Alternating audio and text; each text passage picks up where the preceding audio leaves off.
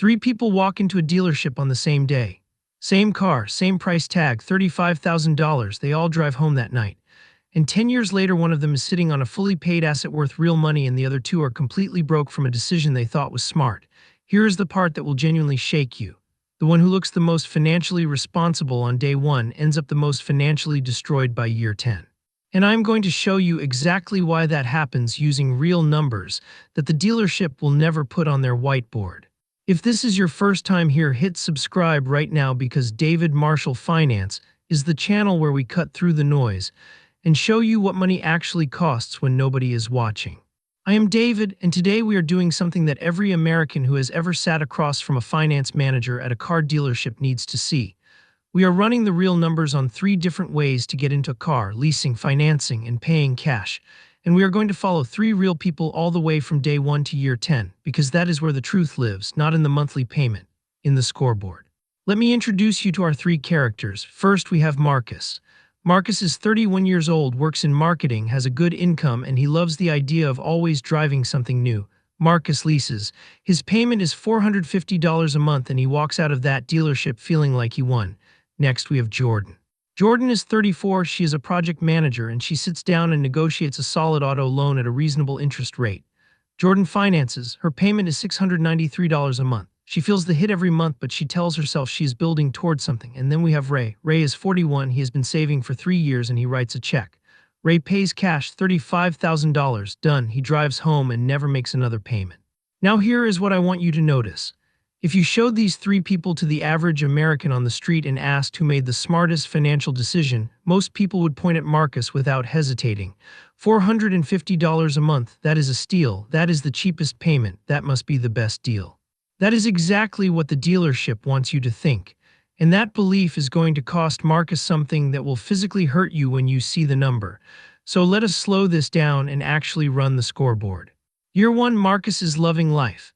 For $50 a month, new car smell every 3 years, no maintenance worries because everything is under warranty. He tells everyone at work he got an incredible deal. Jordan is writing a check for $693 every month, but her loan balance is going down. Real principal is being knocked off. Equity is building even though the process is slow. Ray did nothing this month, no payment, no interest. He just drove a car that he owns outright. But here is where the story gets dangerous, and most people never talk about this. That $35,000 car lost 20% of its value in year 1 regardless of how any of them is paying for it. Marcus is leasing a car that dropped to $28,000 in value. Jordan financed a car that dropped to $28,000 in value. Ray owns a car that dropped to $28,000 in value. Depreciation does not care about your monthly payment. It does not care about your interest rate. It does not care whether you lease or finance or paid cash. The car loses value on a schedule that is completely indifferent to your feelings about the deal you got. But here is where the paths start to seriously split. Because Ray's $28,000 car is an asset, it is on his personal balance sheet, it belongs to him. Marcus's $28,000 car belongs to the manufacturer. Marcus is just renting it. That distinction sounds simple, but it has a compounding effect over time that I am going to show you on the scoreboard, and it is going to be uncomfortable. Now, before we get to year 3, I need to explain something that the finance manager at the dealership absolutely does not want you to understand. It is called the money factor. When you sign a lease, you are not being shown an interest rate. You are being shown something that looks like a decimal, something like 0.00125 or 0.00189. This number is the lease interest rate, but they never call it that because if they told you what the actual interest rate was, you would stand up and walk out. Here is how you convert it. You take the money factor and you multiply it by 2400. That is it. That is the entire formula. So a money factor of 0.00189 multiplied by 2400 gives you an APR of 4.5%. A money factor of 0.0025 multiplied by 2400 is 6% interest. The next time you are sitting in a finance office and they slide a lease sheet across the table, find the money factor and multiply it by 2400 before you sign anything. Write that number down, because that is the real interest rate you're paying on something you will never own. The money factor is just the beginning. Marcus is paying interest to drive someone else's depreciating asset, and the lease structure is designed so that the most expensive part of depreciation hits inside the lease window. Cars lose more value in years 1 through 3 than at any other point in the ownership cycle. A car that costs $35,000 might be worth $22,000 or $23,000 by the end of year 3. The manufacturer knows this. The residual value they quote you at the start of the lease is built around this math. You are not getting a deal. You are absorbing the steepest part of the depreciation curve and making someone else rich while you do it. Year 3, this is where the scoreboard starts to look truly wild. Marcus has paid $450 a month for 36 months. That is $16,200. He gives the car back. He owns nothing. He has zero equity. His net worth from this transaction is a negative $16,200. But wait, because it actually gets worse. Marcus wants a new car now because that is why he leased in the first place. So he sits back down with the dealer and signs another 3-year lease. And here comes the hidden invoice that no one talks about. Let me walk you through everything on that hidden invoice because this is the part that finance managers never put on the whiteboard. The first charge is the disposition fee. At the end of a lease, when you turn the car back, and you typically owe a disposition fee of $300 to $500 just for the privilege of handing the keys back. You read that correctly. You pay a fee to give the car back. Then the dealer walks around the car with a clipboard and starts noting every single scratch, every small dent, every scuff on the tires and rims. This is the wear and tear clause in your lease contract. Normal wear and tear is defined very narrowly, more narrowly than you think. We are not talking about a car that looks like it was driven off a cliff. We are talking about a small door ding in a parking lot, a minor scrape on a wheel rim, a coffee stain on the back seat that cleaned 95% out but not 100%. All of that is a charge. Then if Marcus drove more than the agreed mileage limit, which for most leases is 10,000 to 12,000 miles per year, he owes mileage overage fees. Those run anywhere from 15 to 25 cents per mile. If Marcus drove 15,000 miles a year and his limit was 12,000 miles a year, that is 9,000 extra miles per year times 3 years, equaling 27,000 miles of overage at 20 cents each. That is $5,400 due at lease return, on top of the disposition fee, on top of the wear and tear charges. That is money Marcus never budgeted for because the dealership whiteboard only showed him the monthly payment. The hidden invoice never appears on the whiteboard. It only appears in the mail 3 weeks after you turn the car in. Jordan at year 3 has paid $693 a month for 36 months. That is $24,996.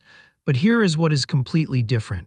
Jordan owns a car worth roughly $22,000 to $23,000. She has equity. It is on her balance sheet. If she needed cash tomorrow, she could sell that car and walk away with real money. That is not nothing. That is the fundamental difference between an asset and a rental. Ray at year 3 has paid nothing since month 1. He has been driving a car he owns, and his only expenses have been insurance, fuel, and maintenance. The car is worth $22,000 to $23,000, and his out-of-pocket cost over 3 years has been dramatically lower than both Marcus and Jordan. Now here is something I need to address, because a lot of people bring this up when the cash versus financing debate comes up. They say, wait, if I pay cash, I lose the ability to invest that $35,000. And they are right. This is called the interest rate spread. If Jordan can get a car loan at 0.9% APR because the manufacturer is running an incentive deal and she takes that $35,000 and puts it in a high-yield savings account earning 4 or 5%, she is actually coming out ahead by financing at 0.9 and keeping her cash invested. This is real math and it works, but it only works under 2 very specific conditions. First, you need to genuinely have the cash and be choosing to invest it rather than not having the cash and rationalizing the loan. Second, the math completely falls apart the moment that attractive 0.9% offer is gone and you're looking at a 5, 6, or 7% auto loan. At those rates, cash wins almost every time when you factor in the full total cost of ownership. And right now, most Americans are not financing at 0.9%. Year 5, the scoreboard is starting to look serious. Marcus is now on his second lease. He has paid $32,400 over 60 months, and the only thing he has to show for it is a car he has to give back in 12 months and a growing list of potential charges for mileage and wear and tear. The monthly payment that felt like a win back on day 1 has now cost Marcus more than the original sticker price of the car. Let that sit for a second. Marcus has paid more than $32,000 on a vehicle and he has built zero equity. Not a dollar. Jordan at year 5 is past the halfway point on her loan. The depreciation has slowed down dramatically. The car that was losing value fast in years 1 through 3 is now on a much flatter depreciation curve. Every dollar Jordan pays in month 60 is mostly principal with very little interest. The amortization schedule is working in her favor now. She is closing in on ownership and the finish line is visible. Ray at year 5 has had a completely payment-free 5 years. He has spent money on maintenance, yes, tires, oil changes, maybe a repair or two, but compare that to 5 years of monthly payments and the math is not even close. Ray has spent far less than either Marcus or Jordan in cumulative out-of-pocket costs, and he holds the asset in full with no lien on it from any lender. Now here is the question most people ask right around this point in the comparison. What about the opportunity cost of paying cash? What if Ray had invested that $35,000 instead? I also want to talk about something called the interest rate spread because a lot of people bring this up when the cash versus financing debate comes up. They say, wait, if I pay cash I lose the ability to invest that $35,000, and they are right. This is called the interest rate spread and it is actually legitimate math. If Jordan can get a car loan at 0.9% APR because the manufacturer is running an incentive deal, and she takes that $35,000 and puts it in a high-yield savings account earning 4 or 5%, she's actually coming out ahead by financing at 0.9 and keeping her cash invested. A 0.9% loan against a 4.5% return on a high-yield savings account is a positive spread. You are making money on the difference. This is real math and it works, but it only works under 2 very specific conditions. First, you need to genuinely have the cash and be choosing to invest it rather than not having the cash and rationalizing the loan. Those are 2 completely different financial positions, even though people use the same logic to justify both. Second, the math completely falls apart the moment that attractive 0.9% offer is gone, and you are looking at a 5, 6, or 7% auto loan. At those rates, cash wins almost every time when you factor in the full total cost of ownership. And right now most Americans are not financing at 0.9%. The average new car loan rate in the United States has been running well above 6% for most people without exceptional credit. When you are paying 6% interest on a depreciating asset, and your best savings option is earning 4.5%, you are running a negative spread, and your money is flowing the wrong direction every single month. When car prices went up and interest rates climbed, dealers solved the monthly payment problem not by lowering the price, but by stretching the loan out to 72 or 84 months, 6 or 7-year auto loans. The payment looks manageable at $400 or $450 a month. But here is what no one is showing you on that dealership whiteboard. A $35,000 car on an 84-month loan at 7% interest means you're still making payments when the car is 7 years old and probably worth $12,000. You owe more on the car than it is worth. This is called being underwater, negative equity. And if something happens to that car, if it gets totaled or you need to sell it, you owe the bank more than you can get for it. You write a check to settle a debt on a car you no longer have. That is the financing trap that catches people who are only looking at the monthly payment instead of the total cost of ownership. The rule is simple, and I want you to remember this. Finance math only works if you keep the car long enough to reach what I call the free years. And I need you to understand what that phrase means because it is the most important concept in this entire video. Here is how the free years work. Jordan finances her car on a 60-month loan. For 5 years, she pays $693 a month. She reaches month 61 and the payment is gone. She still has a car, she still has insurance, she still has fuel and maintenance. But that $693 a month is now free. If Jordan keeps that car from year 5 to year 10, she drives for 5 completely free years in terms of loan payments. 5 years times $693 a month is $41,580 that stays in Jordan's pocket, or gets invested, or pays down other debt. The free years are where the finance math wins. But if you trade in or upgrade every 3 to 4 years chasing a lower monthly payment, you never reach the free years, and the math never works in your favor. Ray reached his free years on day 1. He has been in the free years since the moment he drove off the lot. Marcus will never reach the free years as long as he keeps leasing.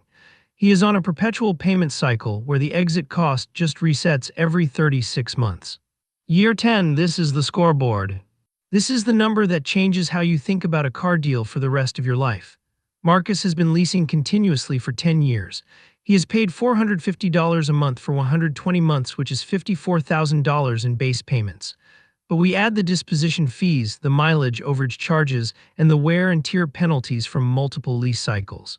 We add the higher insurance costs that come with lease requirements for comprehensive coverage with low deductibles. And Marcus's realistic 10-year total cost of ownership lands at approximately $65,000, and he owns nothing. Zero. There is no asset on his personal balance sheet from a decade of car payments. His net worth from this transaction is negative $65,000. Jordan has paid $693 a month for 60 months, which is approximately $41,600. Then she drives free for 5 more years. Her additional costs over that free period are maintenance and insurance only. Jordan's realistic 10-year total cost of ownership comes in around $44,000, and she owns a car worth somewhere between $8,000 and $12,000 depending on the model and condition. She has an asset. Her net wealth position from this transaction is dramatically better than Marcus's. Ray paid $35,000 on day one.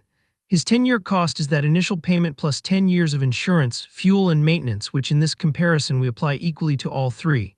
Ray's total out-of-pocket over 10 years, including the initial cash payment, comes in at approximately $38,000. And he owns a car worth $8,000 to $12,000. His net cost after asset value is somewhere between $26,000 and $30,000. That gap between Marcus and Ray is not a small rounding difference. We are talking about the price of a second car. Marcus paid enough over 10 years to buy this vehicle twice, and he has nothing to show for it. That is not a monthly payment problem. That is a total cost of ownership problem, and the only reason it happened is because Marcus was making a decision based on what he saw on the dealership whiteboard instead of running the real scoreboard. Now I want to be fair here, because leasing is not automatically the wrong choice for everyone in every situation. If you are a business owner who can write off lease payments as a business expense, there are genuine tax advantages worth analyzing with your accountant. If you drive low mileage, always stay within the cap, and genuinely need or want a vehicle under full warranty at all times, then the convenience factor of leasing has real value. But the moment you start treating a lease as a financial strategy for building wealth or reducing total cost, you are using the wrong tool. A lease is not a financial product for asset builders.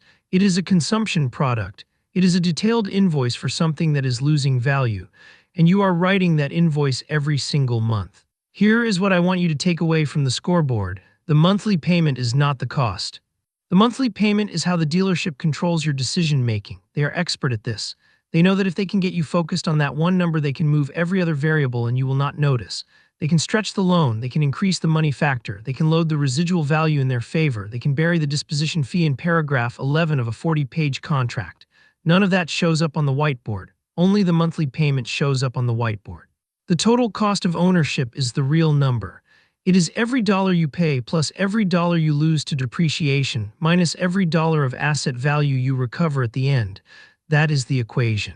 And when you run that equation across 10 years, the results are almost always the opposite of what the monthly payment made you think. And this brings me to something I call the oxygen philosophy. Because everything we talked about today, the money factor, the free years, the depreciation curve, the scoreboard, it all comes down to one thing: financial oxygen. See, most Americans are slowly suffocating financially without knowing it, not because they make bad money, not because they do not work hard, but because they are making individual decisions that look fine in isolation and only reveal the damage over time. A $450 lease payment feels like breathing. It feels like air. It feels manageable and responsible and even smart. But over 10 years, it is quietly pulling oxygen out of the room. You cannot build wealth while writing perpetual checks on depreciating assets you will never own. You cannot invest aggressively when $450 of every month's income is promised to a manufacturer before your direct deposit even hits. The free years are the oxygen. Owning your transportation is the oxygen. Running the scoreboard before you sign is the oxygen. And once you understand how to breathe on your own terms financially, you will never look at a car payment the same way again. If this video made the dealership whiteboard feel less powerful, if you are going into your next negotiation with the money factor formula in your head and the scoreboard in your back pocket, then share this video with someone you know who is about to sign a lease. They need to see the 10-year number before they see the monthly payment. And if you want more of this, real numbers, real comparisons, no fluff, subscribe to David Marshall Finance. We will be here every week running the scoreboard on the decisions that shape your financial life. I am David, and I will see you in the next one.